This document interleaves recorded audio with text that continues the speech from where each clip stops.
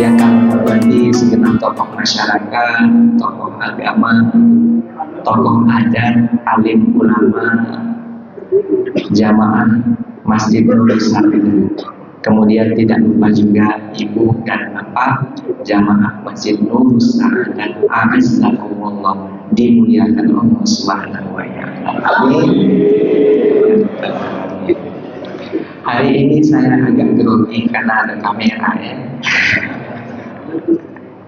Ada kamera, kaget jadi viral.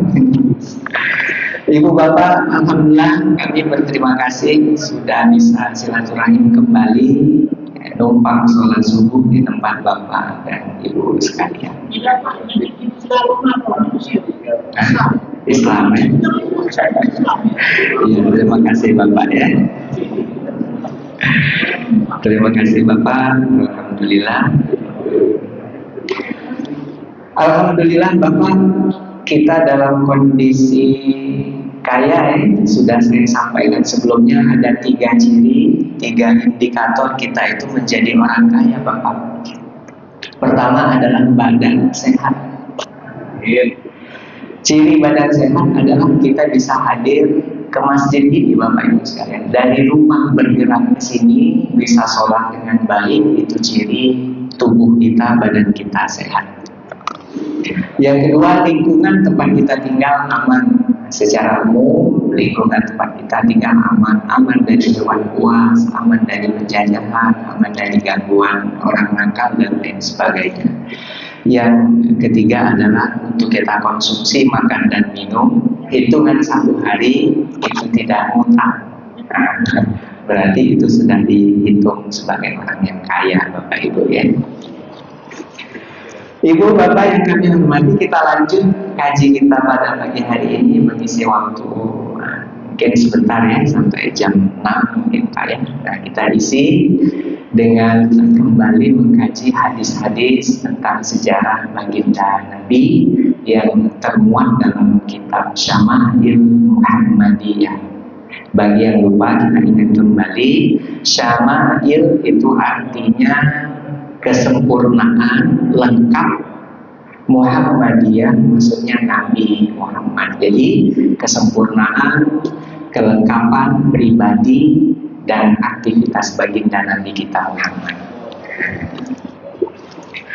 Ibu bapak yang kami hormati, kita masuk kepada bab 12, cincin Rasulullah.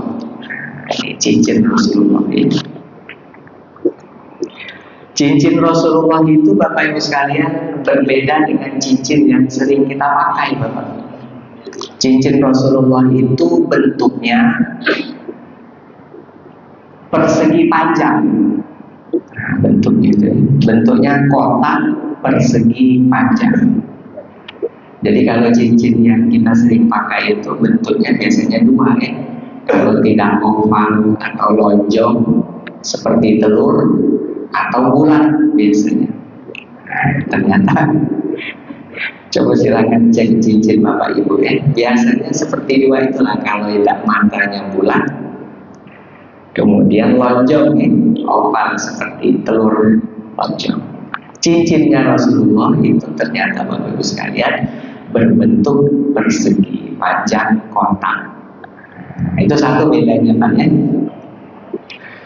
Yang kedua, bedanya cincin bapak ibu sekalian, cincin kita semua itu kita pakai biasanya matanya, perhiasannya itu mengarah ke atas. Batunya itu, batu permata dan sebagainya itu, matanya itu ke atas. Cincin baginda Nabi sebaliknya, matanya itu yang persegi 4 tadi itu, matanya diarahkan ke bawah. Di cincin Rasulullah. Kemudian di situ cincin baginda Nabi itu diukir 3 baris. Baris pertama diukir kata Muhammad, baris kedua Rasul, baris ketiga Allah. Jadi kalau kita gabung Muhammad Rasulullah, tiga baris Pak ya. Muhammad, baris kedua Rasul, baris ketiga Allah digabung Muhammad Rasulullah. Selanjutnya, cincinnya baginda Nabi itu Bapak digunakan untuk stempel Jadi cincinnya baginda Nabi itu adalah sebagai stempel resmi kenegaraan pada waktu itu.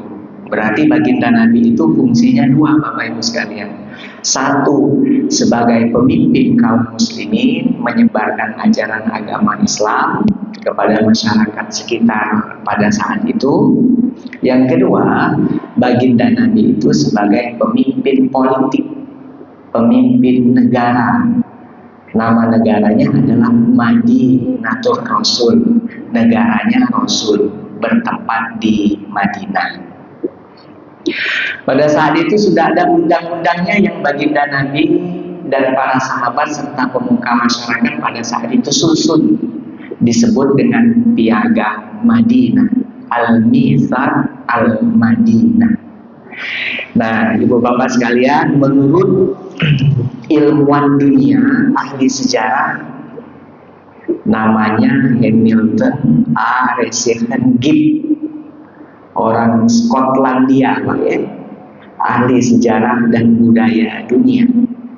Menurut beliau bahwa yang disusun oleh baginda Nabi, Piagam Madinah tadi berupa undang-undang itu adalah cikal bakal rintisan untuk sistem demokrasi modern yang dianut, yang dicontoh oleh beberapa negara di dunia saat ini. Nah, itu Pak ya. Berarti cikal bakal negara modern, negara demokrasi itu ada perannya, diantaranya adalah yang telah disusun oleh baginda Nabi melalui Piagam Madinah itu tadi. Ya, luar biasa Pak ya. Jadi baginda Nabi kita itu bukan hanya ngurusi sholat, puasa, zakat, haji, kurban, bukan hanya itu Bapak. Lebih luas dari situ, negara pun beliau dan para sahabat urus. Gitu. Oh, kita lanjut ke cincin tadi Pak ya. Lanjut ke cincin. Kemudian beliau menggunakannya berbeda juga dengan kita Pak. Kalau kita biasanya sering menggunakan cincin itu, ibu bapak menggunakan di tangan kanan apa tangan kiri biasanya Pak? Kiri kanan. Kiri kanan. Tadi ada yang salam. Tadi ada yang salaman sudah sholat tadi. Kami perhatikan ada yang cincinnya kiri kanan bapak itu ya. Tidak tahu bapak yang mana tadi. Kami perhatikan bapak itu.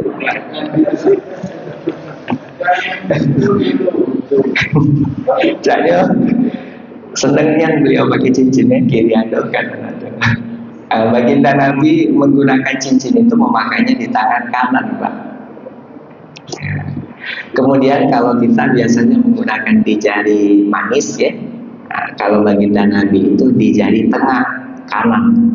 Jadi beliau menggunakan di tangan kanan, di jari tengah, diarahkan ke bawah tadi matanya, dan bentuk cincinnya kotak persegi 4. Cincin itu beliau menggunakan stempel digunakan untuk stempel.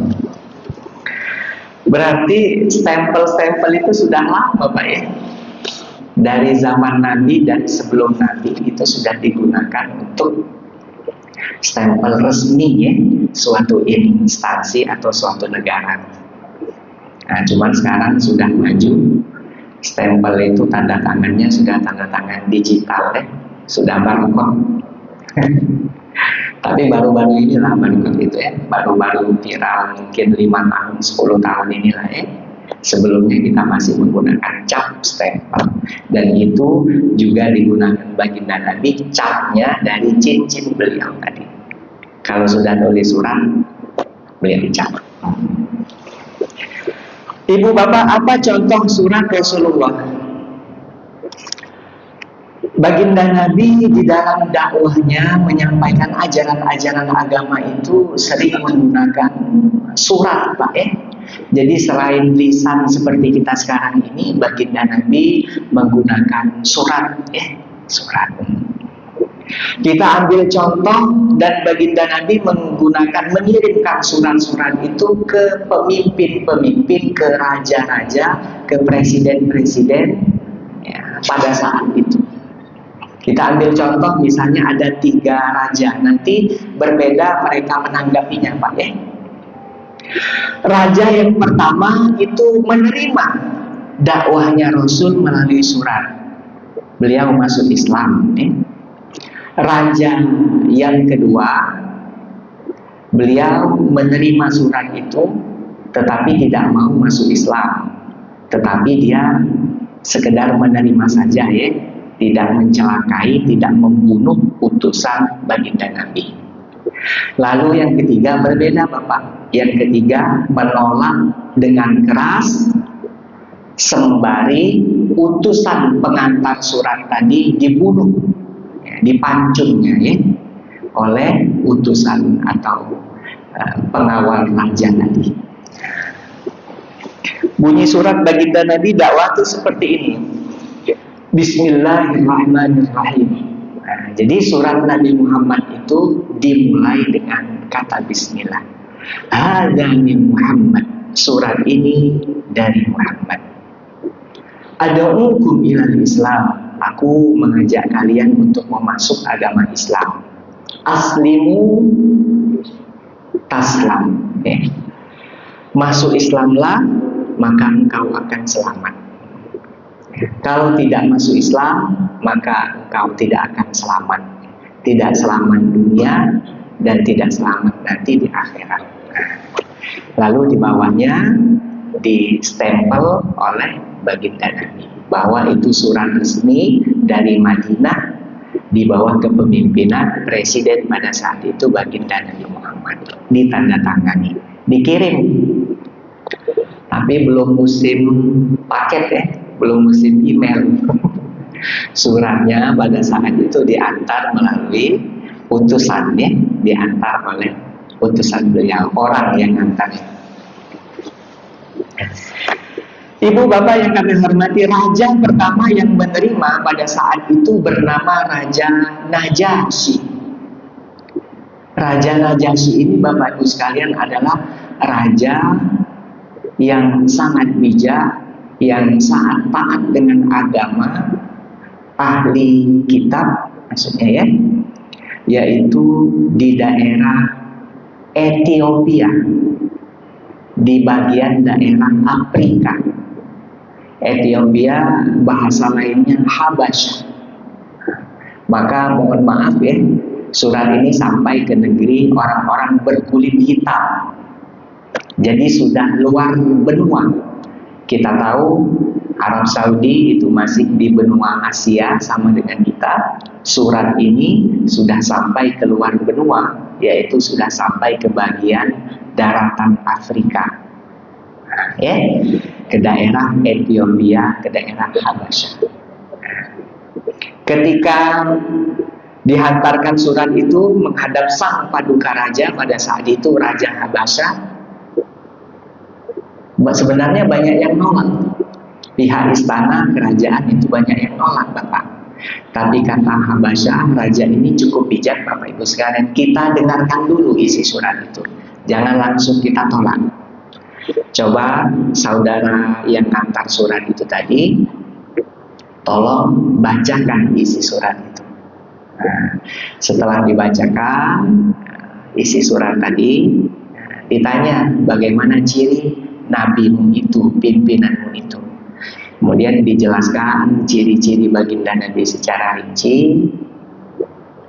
Kalau demikian, kata Najasyi raja tadi, betul pimpinan kamu itu, rajamu itu, presiden kamu itu adalah betul Nabi dan Rasul yang terakhir ya, meneruskan kepemimpinan kenabian dari Nabi Isa alaihissalam. Maka betul indikasi ciri-ciri yang kami pelajari akan muncul dari daerah Arab, yaitu sesuai dengan ciri-cirinya seperti ini. Maka mulai saat ini, kata Najasyi, saya sampaikan, saya menerima surat ini dengan baik, dan mulai sekarang saya menyatakan mengikuti ajaran Nabimu itu, ajaran Nabi Muhammad, dan saya mengikuti masuk Islam. Nah, itu Pak. Karena beliau ini raja, berpengaruh, maka karena beliau masuk Islam, kata raja itu, saya ingin masuk Islam. Kalau rakyatku, para pemimpin istana juga mau ikut aku masuk Islam, maka mari sama-sama kita masuk Islam. Karena beliau ini raja, orang berpengaruh, Bapak Ibu, maka sebagian itu sudah mulai banyak yang masuk Islam. Tapi banyak juga yang belum tertarik untuk masuk Islam.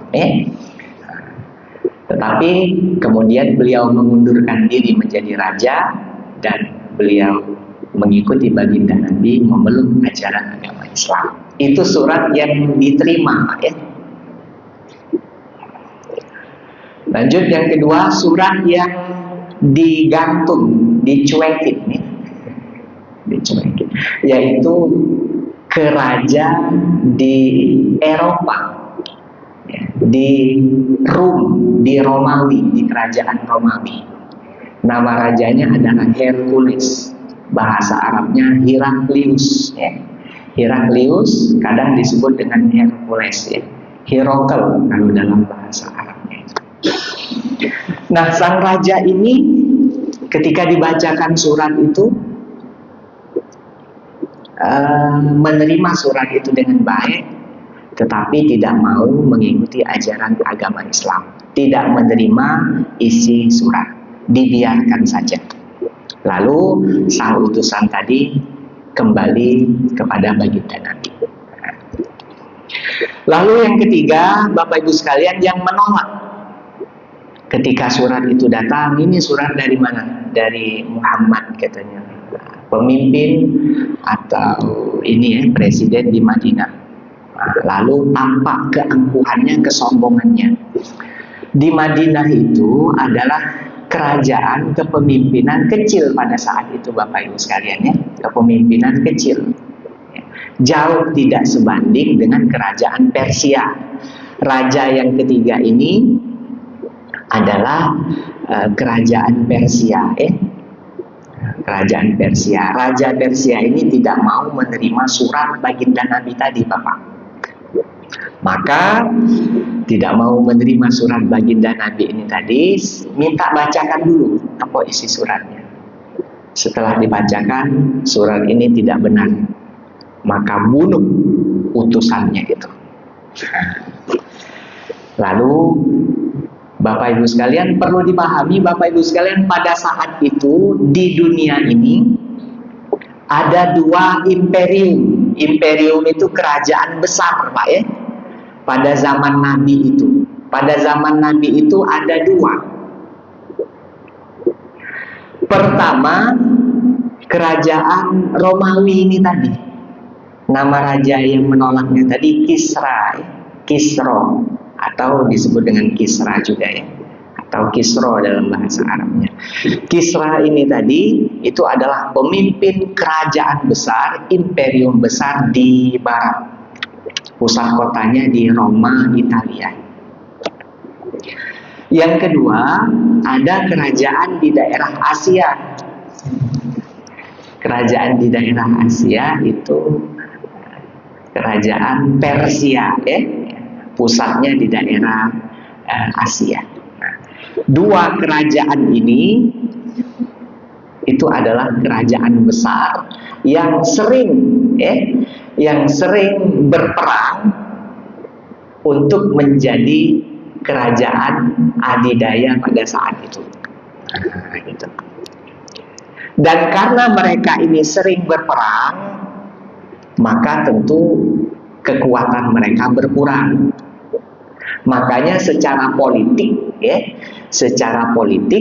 di Mekah itu, di Madinah yang dipimpin oleh baginda Nabi dan diteruskan oleh para sahabat, kenapa bisa menguasai dunia pada saat itu, padahal dia negara kecil di Madinah, itu karena secara politik dua kerajaan besar ini tadi sering berperang.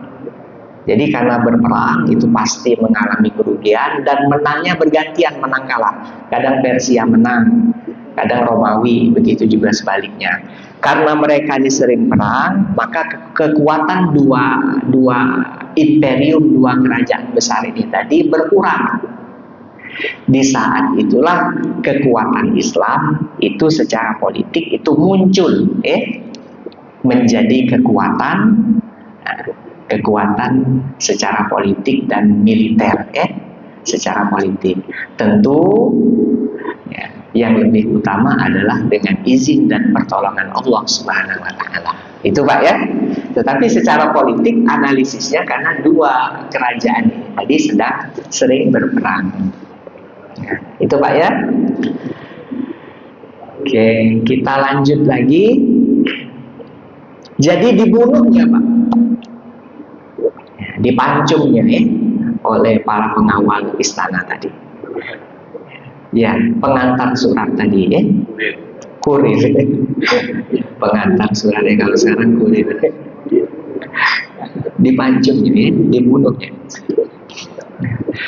Lalu sampailah kepada baginda Nabi berita itu. Dan baginda Nabi terdiam cukup lama Bapak Ibu sekalian, cukup sedih. Salah seorang sahabat beliau wafat dalam kondisi yang mengenaskan, dipancung dari dulu sampai sekarang. Aturan dalam dunia persilatan, dunia perperangan tidak boleh membunuh utusan, pengantar surat itu dari dulu sampai sekarang itu tidak boleh. Kalau sekarang mungkin wartawan Pak, walaupun perang berkecamuk tidak boleh dengan sengaja membunuh wartawan, karena dia menyampaikan informasi. Nah, bagi yang membunuh wartawan atau sekarang dulu menyampaikan berita tadi, utusan itu adalah simbol perperangan. Maka kata baginda Nabi, kalau demikian caranya sahabat kita dibunuh, itu berarti ngajak perang. Maka Bapak Ibu sekalian, ini salah satu contoh salah satu contoh baginda Nabi berperang. Jadi baginda Nabi berperang itu bukan asal perang Pak tapi ada alasan-alasan yang mendasarinya. Berdakwah dengan baik, dengan damai, dimulai dengan ngantar surat, tidak diterima.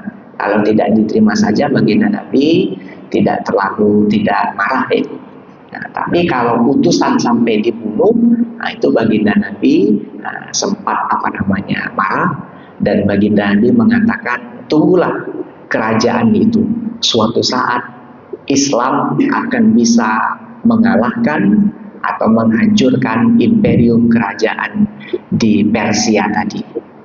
Ternyata betul Bapak Ibu sekalian, seiring berjalannya waktu,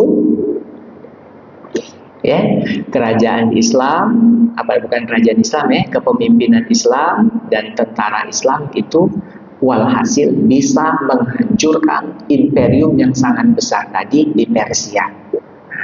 Di antara penyebabnya tadi adalah karena sahabat beliau, sahabat Nabi itu ada yang dibunuh gara-gara mengantarkan surat. Nah, itu Bapak Ibu sekalian ya. Jadi Islam itu perang itu karena mempertahankan diri, bukan perang karena misalnya siapa yang tidak mau masuk Islam dibunuh. Tidak demikian Bapak Ibu ya. Menyampaikan Islam dengan damai. Kan Islam sesuai dengan namanya Pak. Islam itu artinya selamat, damai. Jadi kita tidak perlu berdakwah dengan cara kekerasan untuk zaman sekarang. Tapi kalau zaman dulu memang kondisinya demikian, beda kondisi gitu ya. Ibu bapak yang kami hormati, cincin tadi itu, kembali ke cincin tadi Pak cincin itu tadi adalah simbol kenegaraan. Lalu ketika baginda Nabi wafat, cincin itu karena simbol kenegaraan dilanjutkan dipakai oleh pemimpin Islam pada saat itu. Siapa Bapak Ibu sekalian? Abu Bakar Khalifah. Khalifah itu artinya pengganti, pemimpin pengganti Nabi. Yang pertama Abu Bakar. Abu Bakar ketika memimpin Islam pakai cincin tadi itu Pak, untuk surat resmi kenegaraan. Abu Bakar itu mimpin Islam itu tidak lama Bapak Ibu sekalian, cuma 2,5 tahun. Setelah itu beliau wafat. Jadi ini menarik Bapak Ibu sekalian ya. 4 sahabat Nabi itu meninggal di usia yang sama, masuk ke usia 63 tahun. Pertama baginda Nabi wafat di usia 62 tahun lewat. Sebenarnya belum sampai 63 Pak. 62 tahun lewat. Baru mau masuk ke 63. Tapi digenapkan, dihitung menjadi 63 tahun. Baginda Nabi wafat di usia 63 tahun. Baginda Nabi ke Abu Bakar As-Siddiq itu umurnya tua baginda Nabi sebanyak 2 tahun. Berarti ketika baginda Nabi wafat, 2,5 tahun kemudian Abu Bakar As-Siddiq juga wafat. Jadi Abu Bakar ketika mimpin Islam 2,5 tahun tadi pakai cincin tadi untuk administrasi kenegaraan. Cuman mimpin Islam sebentar Pak ya, 2,5 tahun. Selanjutnya dilanjutkan oleh siapa Pak? Yang kedua Bapak Ibu? Umar ya. Nah, sering kita baca dalam tarawih. Umar bin Khattab radhiyallahu anhu. Amin. Allahumma sholli wa sallim alaihi. Nah, cuman mungkin dikoreksi juga Pak ya, itu Pak ya. Jadi apa ya dikoreksinya, ada Pak Muhammad. Nah, itu ya Muhammadnya itu pendek ya. Allahumma sholli wa sallim ala sayyidina Muhammad. Jadi mungkin adik-adik kita, anak-anak kita kan perlu kita sampaikan Pak ya, Muhammad. Itu secara tajwidnya ya, secara itu keliru ya, karena panjang. Witir. Mungkin bahasa kita itu maksudnya. Kalau lasarannya pendek yang witir, nah, cukup witir. Atau Muhammad. Allahumma sholli wa sallim ala sayyidina Muhammad. Muhammad. Dilambungkan di tasdidnya ya, Muhammad. Oke, di banyak masjid ya itu kadang apa namanya Muhammad. Saking ininya kuatnya ya. Perlu disampaikan itu Pak ya, kita koreksi dikit untuk anak-anak kita Pak ya. Witir. Sampai di mana tadi Pak? Umar Pak ya. Umar itu mimpin Islam cukup lama Pak, selama 10 tahun. Nah kalau sekarang 2 periode. Berarti Umar itu jarak umurnya dengan baginda Nabi Muhammad itu selama sebanyak 12 tahun lebih tua baginda Nabi daripada Umar bin Khattab.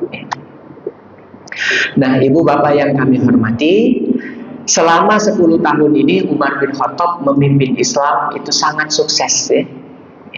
Bahkan dikatakan kepemimpinan Khulafaur Rasyidin, 4 sahabat Nabi yang paling sukses itu adalah pada masa Umar bin Khattab. Karena secara masa periode pemerintahan, karena wajar beliau 2 periode ya, sebanyak 10 tahun lebih. Dan selama 10 tahun tadi beliau masih menggunakan cincin baginda Nabi tadi untuk stempel. Itu sahabat yang kedua Pak ya. Kemudian Umar wafat, dilanjutkan dengan siapa Bapak Ibu? Utsman ya. Utsman ibnu Affan radhiyallahu. Utsman ibnu Affan itu mimpin Islam kalau zaman kita sekarang 1 periode sebanyak 5 tahun ya. Kurang lebih 5 tahun. Dan pada masa Utsman bin Affan ini Bapak Ibu sekalian, cincin itu dipinjam oleh salah seorang sahabat dan tidak sengaja cincin itu nyemplung masuk ke dalam sumur. Dicari-cari sampai sekarang tidak ketemu. Jadi sampai sekarang cincin baginda Nabi itu hilang, tidak ketemu. Mungkin ada hikmahnya Pak. Cincin simbol kepemerintahan. Sekarang ini kan kita tahu ya, bukan hanya sekarang Pak, dari dulu orang berebut menjadi pemerintahan itu kadang sampai mohon maaf kadang saling bunuh ya. di zaman-zaman kerajaan ya, saling bunuh, saling singkirkan gara-gara ingin berebut berkuasa di seluruh dunia, Pak ya. Bukan hanya di Indonesia, di mana-mana di seluruh dunia. Berebut ingin jadi raja, presiden, pimpinan dan seterusnya. Nah, apalagi kalau simbol itu masih ada, mungkin bisa menjadi malapetaka yang sangat berbahaya, cincin tadi. Mungkin hikmahnya demikian, Pak ya. Sehingga kemudian melalui skema itu Allah Subhanahu wa taala skemakan hilang cincin itu, tidak ditemu dicari gara-gara nyemplung masuk ke dalam sumur. Nah, itu cincinnya, Pak. Kemudian dilanjutkan kepemimpinan dengan Ali bin Abi Thalib. Ali bin Abi Thalib. Nah, jadi Thalib, tonya yang panjang. Ali bin Abi Thalib, bukan Thalib. Tonya yang panjang. Ali bin Abi Thalib. Ali bin Abi Thalib itu mimpin Islam selama 4 tahun ya, selama 4 tahun. Lalu kemudian beliau wafat. Nah, Bapak Ibu sekalian, baginda Nabi Abu Bakar, Umar, Utsman dan Ali itu meninggal di usia yang sama, 63 tahun rata-rata. Nah, subhanallah, skema dari Allah Subhanahu wa taala. Itu Pak ya, cincin Rasulullah. Panjang penjelasannya Pak Haji ya. Jadi kalau nggak selesai berarti diundang lagi kali Pak Haji. Baru si bab bela setengah jam ya. Iya panjang Pak Haji ya. Oke, apa lagi nih Pak Haji ya? Yang menarik ini ya. Yang menarik, kita cari yang yang ini Bu ya. Nah, berikutnya cerita Rasulullah di malam hari. Baginda Nabi sebagai seorang ayah, sebagai seorang suami itu juga kalau malam hari itu sering cerita Pak.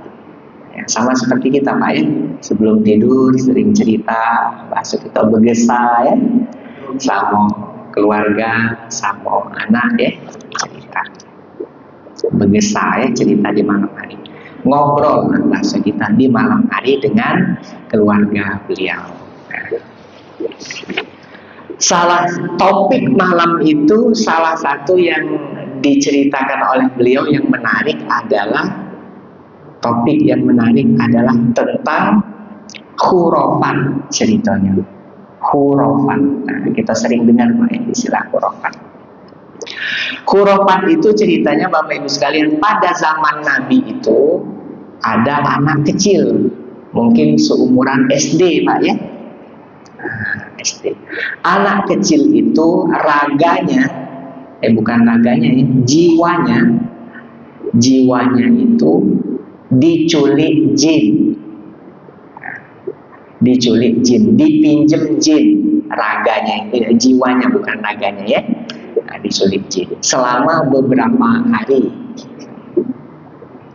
Setelah itu dikembalikan lagi oleh jin kepada anak kecil tadi, kisaran umuran SD lah Pak ya kalau kita di Indonesia.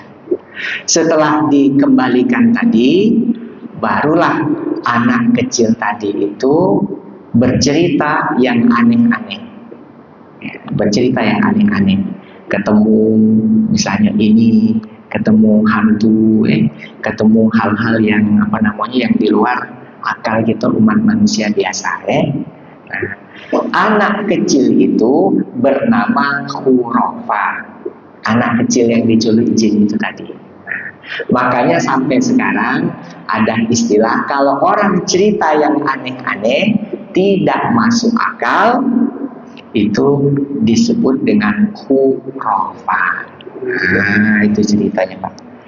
Dan bahkan memang ada perjuangan organisasi Islam seperti Muhammadiyah misalnya, itu adalah memberantas atau memperjuangkan jangan adanya di kaum muslimin, terutama di organisasinya itu cerita-cerita yang berasal dari khurafat yang tidak jelas sumber asal muasal cerita itu.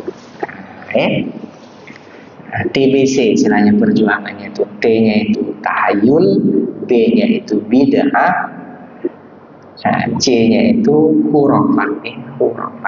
Hurufat itu ceritanya tadi, cerita anak kecil yang diculik jin pada masa Nabi. Maka baginda Nabi menceritakan itu, ada anak kecil yang diculik jin pada masa Nabi. Nah, berarti kita bisa ini Pak, kalau kita lihat di televisi, kita baca atau kita lihat di HP, ada hal-hal aneh yang di luar nalar manusia, itu disebut dengan khurafat.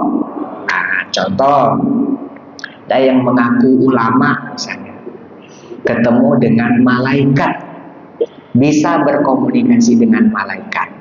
Itu jelas itu ya, itu disebut dengan khurafat. Tidak masuk akal.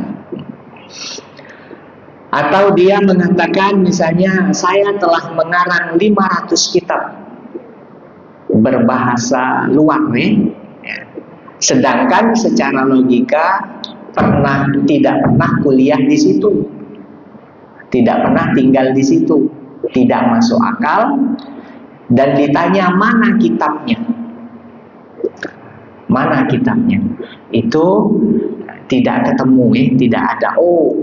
Kitab itu hanya bisa dibaca oleh orang yang memiliki kekuatan batin yang tinggi. Itu ciri Pak, ciri cerita-cerita bahasa lain misalnya bisa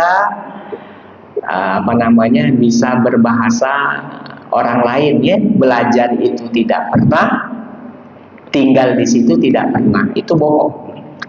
Tapi kalau yang seperti Ustadz Somad ya, ustadz-ustadz yang lainnya pernah tinggal di Arab, pernah tinggal di Mesir dan di mana, bisa bahasa situ, belajar di situ, nah itu wajar. Jadi Islam itu ada sisi wajarnya Pak ya. Islam itu kita diberikan potensi akal. Ad-dinu aklun. Agama itu, kita berislam ini berdasarkan akal Bapak Ibu sekalian. La dina liman la akla lahu. Tidak dianggap beragama kalau orang yang tidak menggunakan akal pikirannya. Nah, gitu Pak ya. Jadi kemarin ada kami diskusi lah Pak ya, biasa dengan masyarakat. Itu nanya, katanya Pak, katanya saya pernah dengar, katanya di dalam ceramah tarawih belum Pak ya. Katanya kiamat itu bakal terjadi 15 abad 1500 tahun dari baginda Nabi. Nah, sekarang ini itu sudah masuk abad ke-15. Habis Pak ya. 14 habis, kita ini sedang masuk ya, sudah masuk abad ke-15. Berarti diperkirakan berapa puluh tahun lagi kita ini bakal kiamat. Nah, kemudian saya tanya itu Pak, itu sumbernya dari mana? Nah, lalu dia agak ragu agak bingung, kurang jelas. Kalau kurang jelas, itu mungkin prediksi ilmiah. Nah, jadi sumber hukum Islam itu jelas Pak. Pertama, Al-Quran. Dalam Al-Quran itu disebutkan inna sa'ata atiyah, kiamat itu pasti akan datang. Akadu ukhfiha, sengaja kata Allah, firman Allah, aku sembunyikan, aku tidak kasih tahu kapan waktunya terjadi. Nah, jadi kita tidak tahu kapan waktunya terjadi. Tapi prediksi ilmiah bahwa bumi ini akan hancur itu sudah tampak Pak memang. Misalnya Pak ya, fenomena kita, manusia semakin banyak, butuh rumah, butuh tempat tinggal. Oleh sebab itu mereka membutuhkan kayu. Maka hutan-hutan itu ditebangi untuk mengambil kayunya. Sedangkan kayu di hutan itu adalah penampung banjir ya. Nah, penampung banjir, satu pohon kayu itu bisa menyerap sekian ratus liter air. Kalau dibuangi, ditebangi, maka cepat hancur. Sekian lama, semakin lama, maka hutan-hutan itu berkurang, air hujan terus, maka bumi itu semakin rusak. Kemudian ada contoh yang lain rusaknya itu ada semakin ke sini orang buat rumah menggunakan rumah kaca ya, lapisan ozon semakin berkurang. Pantulan dari rumah kaca itu adalah pemanasan. Semakin banyak rumah kaca, gedung-gedung itu maka terjadi global warming ya, pemanasan global. Maka dari pemanasan global tersebut menyebabkan bumi akan hancur. Semakin lama maka sangat dimungkinkan bumi ini semakin rusak, semakin hancur. Pada saatnya wajar terjadi kiamat, bumi ini meledak hancur. Tapi waktunya sengaja disembunyikan, tidak pasti 1500 tahun yang lalu. Itu Al-Quran Pak. Kita tuh percaya Al-Quran. Kalau ada pendapat ulama, pendapat itu nomor sekian. Pertama ini percaya Al-Quran. Sumber hukum kita pertama Quran, kedua Al-Hadis, ketiga ijma, kesepakatan para ulama tapi tetap ngacu ke Quran dan Hadis, keempat kias, analogi, perbandingan tapi tetap ngacu ke Quran dan Hadis. Baru kemudian banyak lagi sumber Islam ya. Yang tidak disepakati itu sumber Islam itu ada 6 ya. Jadi total sumber hukum Islam itu ada 10, mulai dari Quran sampai kepada tradisi-tradisi. Saya pikir itu Bapak Ibu sekalian ya, silaturahim kita pada kesempatan kali ini. Kita baru dapat 2 bab ya. Satu cincinnya baginda Nabi, dan yang kedua cerita baginda Nabi di malam hari yang berjudul Khurafat. Nah, jadi insya Allah kita dapat ilmunya Pak ya. Kalau kita lihat di TV, di HP, cerita orang yang tidak masuk akal, dicek dulu Pak, jangan dulu percaya Pak. Kita beragama itu diberikan akal ya, akal itu untuk berpikir ya. Saya pikir demikian Bapak Ibu sekalian, terima kasih sudah berkenan silaturahim ya. Kami berterima kasih sudah bisa silaturahim tempat Bapak dan Ibu sekalian. Kita tutup dengan doa kafaratul majlis. Bismillahirrahmanirrahim. Subhanakallahumma wa bihamdika asyhadu an la ilaha illa anta astaghfiruka wa atubu ilaik. Terima kasih. Wassalamualaikum warahmatullahi wabarakatuh.